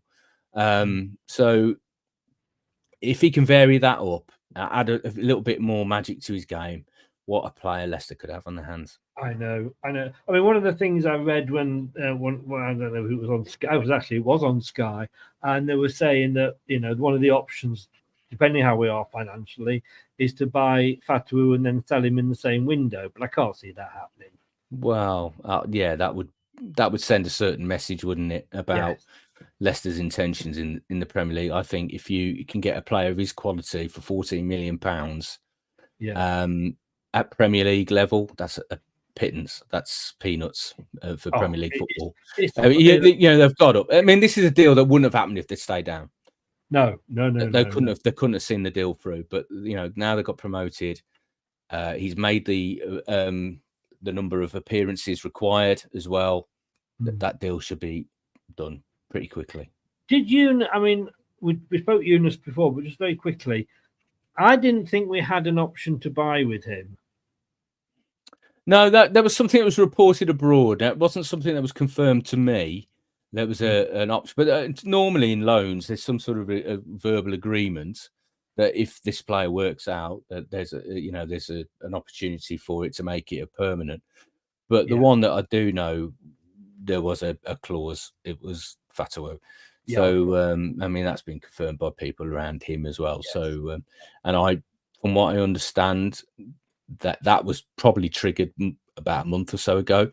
Yes. But with the EFL introducing a registration embargo, you can't announce. It would look terrible if you start announcing signings when you're under an embargo. So I think you're going to see by the end of when Leicester are officially a Premier League club. Yeah, then you'll probably see a number of deals announced. When does it become official that we? Well, I thought it was towards the end of June. So it makes sense. Yeah, it'll be in June, I should imagine, when the playoffs are all done and everything's done. Yeah. Then I think you'll probably suddenly see a glut of announcements about contracts. Like you say, we don't want to poke the bear, really, do we? No, because it is a significant bear. It's a bear that's had a bloodlust for most of the season. Believe me. Yes, they have. Did you think that? I mean, when they were doing the EFL awards, Manager of the Season, and I completely agree with Kieran McKenna. What he has done, I can see that one. is great, unreal. Like I said, I would have. He was one of my two choices before I knew anything about Enzo coming in. I wanted him and Thomason, as I say. Even if Enzo had been in the three, he should have got it, I think, for what he's achieved. But do you think that it was a bit of a slight not putting Enzo even in the nominations? Yeah. There's a lot of politics going on, Chris. Yes. There's been a lot of politics going on. I mean, I think the EFL think that Leicester came down and were basically sticking the two fingers up at them, and in terms of their rules and you know how they were going to go about getting back up. They were going to throw everything at getting back up and face the consequences in the Premier League rather than in the Football League. And I think that's the reason why that letter came out, that it was a legal action by Leicester, where the letter came out that showed the EFL were encouraging the Premier League to take action against Leicester now for 22-23, and they would enforce the punishment in this season to stop them getting back in the Premier League. I think they wanted to make an example of them. Unfortunately. And I think that's wrong. That is wrong. You adhere, if you've got rules, you adhere to the rules. I Yes. mean, Leicester were trying to adhere to the rules. Obviously, the situation is unique to them compared to other clubs, and they will be in breach of the Premier League rules, and they will have to face the consequences of that next season. But you can't then scrub your own rules away and try and do Leicester early, which is what the EFL were trying to do. A bit nasty. That was all a little bit, bit seedy for me. I did say because of course Enzo's just won the Manager of the Month award, and I did say thank you EFL. That must have stuck in your throat though. Yeah. I don't think the EFL. I mean, it sounds strange, doesn't it? But I don't think the EFL will be too particularly pleased that Leicester have won the title. I mean, especially they started to try and impose a business plan on them in November, which would have then restricted them to a budget that they would set, and also force them to sell key assets in January. So that would effectively have scuppered their chances of promotion, which is ironic, really. You want to keep them in, but. It's all a bit. It was all got a bit strange. I mean, and there's a lot more that probably won't go public that has happened that would show that the EFL wanted a bit of flesh, a pound of flesh. Exactly. But here we go then. The last award of the evening, and that is the Player of the Season. And we did actually get some different nominations here. It's a good category. Yeah. And the nominations that we've got are Ricardo Pereira, Harry Winks, Kieran Dewsbury Hall, I think was always going to be on there, and Jamie Vardy.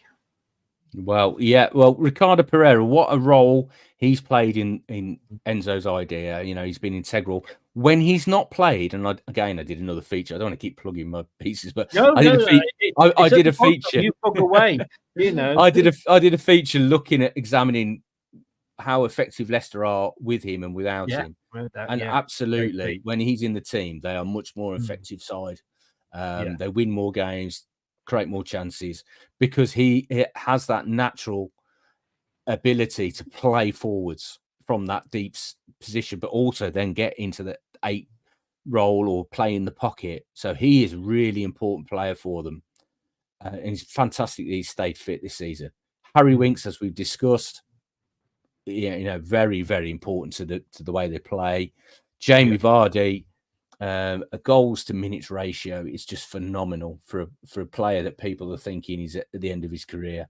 37. I mean, he can't go on forever, but to still be scoring a goal every 92 minutes, and importantly as well, he needs to play more games. I know that sounds weird because Enzo wants to protect him, but the more he plays, if he gets a run of games, he gets into the rhythm, and then that's when he goes on streaks of goals. So Jamie Vardy, that'd be interesting how he's knowing how to manage him off the pitch, isn't it?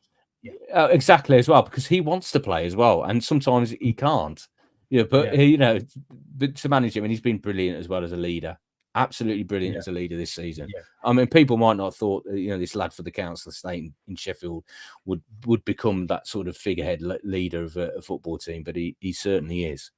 Yeah. But Kieran Dewsbury Hall's numbers are incredible, aren't they, this season? Goals and assists. He's just been phenomenal. How many times has he been the guy that's made the difference? Whether it's a pass, whether it's a goal, getting in the box, header, a finish. I mean, the only blip on his record is getting injured, celebrating at Preston by sliding on his knee, ends up in a boot on the podium. That's the only blip on his record this season. He's been phenomenal. And I fully backed him for Player of the Year, and his teammates voted him Player of the Year. So Kieran Dewsbury Hall was my Player of the Year.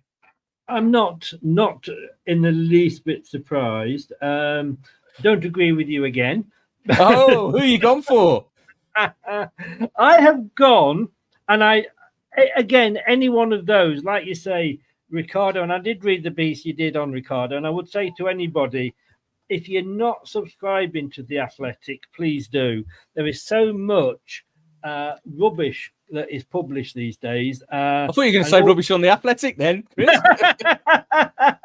No, there is. I mean, I see links that try to be people putting links in my Facebook group, and I go on and it's Sky Sports with 2S's.com and all these fake accounts, and so much sort of rubbish that goes around that you're thinking like, really, and we just had a transfer embargo put on us, and then somebody was trying to link us with a player, and you're thinking like, I don't know. So if you're not subscribed to The Athletic, get over there. It's a really good read. Rob knows what he's talking about, and you better send that check to me now. But Rob knows what he's talking about, and he has some. I need to pay the electricity, Chris, so yes. Yes, you do.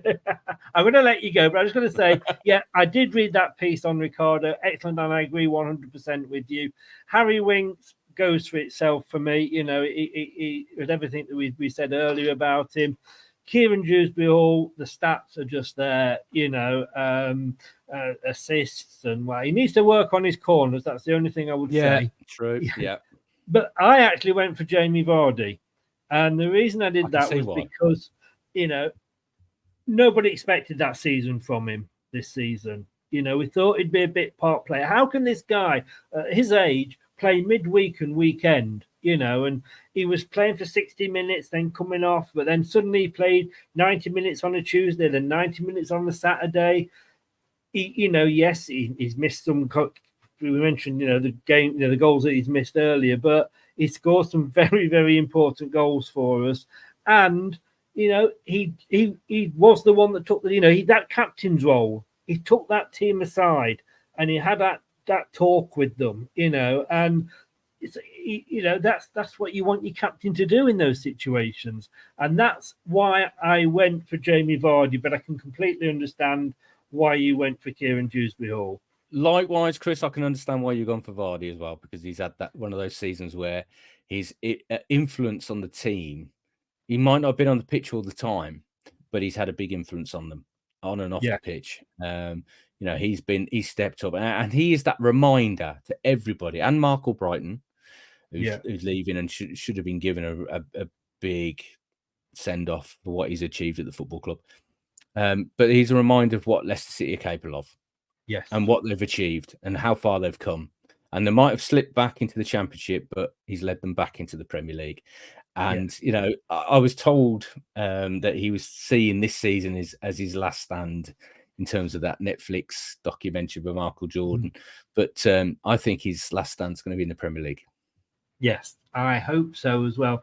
And look, the fact that what he did with Mark Albrighton when they lifted that trophy, that again speaks volumes. The man. Absolutely, they've been mates. They've sat next to each other in that dressing room for years. They literally sit next to each other. So every day that the banter's I mean, you can imagine. I mean, you can't get two different characters in many ways. I mean, Jamie's very over the top, very loud and outgoing, and he's the outspoken one. Mark's very quiet, level-headed, very even sort of character as well. But they're the best of mates. They're the best of mates. And he can still do a job somewhere, Albrighton. When he came on, he could still ping those balls in the box, couldn't he? Well, one of the moments of the season for me, and I can't remember what game it was now, was Mark curling in one of his trademark and Jamie Vardy header. Yeah. I can't remember what the game was. It was at King Power, and Mark just turned around and stood in front of the crowd. And I've got a soft spot for Mark, obviously, because he comes from my hometown, Tamworth, and I've covered his career from the days when I was sports editor of the Tamworth Herald. And, he was a local schoolboy that just signed for Aston Villa and then signed professional forms for Aston Villa, then made his debut for Aston Villa. And then I'm stood there on the side of Beaver Drive training pitch, interviewing him, and he just signed for Leicester. And he looked around the places bewildered. How did I end up here? Because he was promised a contract at Villa, and they didn't fulfill that promise. They must regret letting him go. I think Villa fans would. I think Villa fans would wish that he'd stayed there all his career. But it's Leicester's gain, because he's been an absolute brilliant servant for them, and he's given them 100%. And he scored the first ever Leicester City goal in the Champions League, and that's how he'll always be remembered. And that was a bit of a stumble in the goal, but we don't care, do we? Hey, it was in the back of the net, and he celebrated, and that's all we will ever remember. That was it. That I love that. I mean, I've got Fuchs on the back, but I love that shirt, that Champions League shirt. I always remember that you couldn't have. I usually have like LTiD on the back or something like that. Weren't allowed to because it was Champions League. So I said, okay, then if I can't have LTiD, I'll have Ranieri. No, you can't. It's got to be a player. Oh, geez, rules or what here? You know. Yeah, I know. I mean, I spoke to Fuchs not so long ago. I spoke to Christian. Yeah, he's doing really, really well out in Charlotte. He's enjoying coaching. He's into coaching management now, isn't he? He loves Enzo's way. He loves his idea, and I think he has aspirations of being a manager one day. Could we see Christian Fuchs as a future Leicester City manager? Eh? Who knows? Well, you know, I mean, if you spoke to Brad on this channel, he's very much not in. He doesn't like ex-players necessarily, not necessarily being managers, but going in and getting the good jobs. I think like Wayne Rooney, Frank Lampard, to name but two. All depends on the person, doesn't it? Really, I can think of a few people that I would like to have around Leicester City. I mean, Wes Morgan, Robert Huth, they're both still around the club. How influential? I mean, obviously Robert Huth's the loans manager at the moment. I mean, it's great having those guys around because it's a reminder to everybody of what can be achieved. It's a reminder of the standards that need to be set. So I'm very much about having people like that around the football club. I'm going to have to let you go because it's going to get dark. It'll be about 4:00 in the morning. But no, this has been a really amazing chat. Thank you so much for coming on, Rob. Really, no problem. Anytime, Chris. And like we say below there, you can see Rob is the Leicester City correspondent with The Athletic. If you're not subscribed, I'm just going to say, why not? Get over there. They've got deals on. Subscribe. We always have deals on. Yeah, and subscribe and read any great articles over there. Rob, we will talk again soon, I'm sure. Thank you so much. Really appreciate this, and take care. And I'll see you in the Premier League. See you in the Premier League, Chris. Take care. Thank you. Thanks so very, very much there to Rob for coming on. Let's just run through those awards that Rob picked. I could change them now. Oh no, he's still in the green room. I can't change them. I've got to see what he's picked. Signing of the season, Harry Winks, of course. Who else would it be? Most improved player of the season, Hamza Chowdhury. Wow. But I saw very, very much. Didn't always agree with me. I've got to be honest with you, but I can see 100%. You know, he was very kind and explained his thoughts behind it. Match of the season. Although I typed it up wrong, but he's gone for... it was a goal of the season. Match of the season, he went for Leicester 2, West Brom 1 because of the situation. We'd been on 2 losses before. Goal of the season, it was Harry Winks against QPR. And it was a screamer. It was a screamer. Young player of the season... We all went for him. I tried to extend the age to drop the 2 or 3 other players in. Abdul Fatawu. Who else could it be? And the good news is, looks like he's already in for next season. Player of the season, KDH. Again, who else? So thanks. I mean, and like I say, please, if you do not subscribe to The Athletic, I've got to say, when it comes to, and I approve a lot of things to go in the group, but there's so much in the group that come. It's like if I put up on, I used to have a website, and if I put on there like, you know, we are going to sign, I don't know, you know, Smodic, whatever it's called, from Blackburn. Anybody can put anything up on the websites and on the internet. It means Sweet FA. 2 people that I totally trust when it comes to writing about or putting rumours out about Leicester. Fabrizio Romano, of course, goes without saying, and that guy, Rob Tanner. Absolutely knows his stuff. Look, he used to write for the Mercury. he knows the club inside out. And he is the Leicester City correspondent. Other people write for the Leicester for the Athletic, but he's the main correspondent. I've just re-signed up. I think it was 20 quid for the year. Depending when you re-sign, they have like £1 a month. I think sometimes there's always offers on. Well worth it. Well worth it. Coming up tomorrow night, we're going to be back at 7:00. I'm joined by Brad. We'll have a look back at my predictions, where I thought everybody would finish the season in the Championship. Let's just say, if you've been following that I haven't had a good season in the prediction league, predicting the scores, I didn't do an awful lot better with predicting the positions. But you can find out 7:00 tomorrow on this channel. Michael, well, watch it back, Michael, and see what Rob has to say. Nate, thank you very much. He is a great guest. Absolutely brilliant guest. Yvonne, that's been very interesting to listen to. You are most welcome. He's a great guest. He is absolutely unbelievable guest. And Yvonne, Chowdhury save, he was like unbelievable. What a right-footed save, a left-footed save, and a header. What more could you ask for? But no, look, thanks very much to Rob. Get over to the Athletic and subscribe. Thanks so much to everybody that's been in the channel. Nate for modding. And also, if you've been listening via your favourite podcast, thank you for lending me your ears. I will see you, like I say, tomorrow at 7:00 when we'll be looking back at my Championship predictions. And you'll see me hiding under the table. They are bad.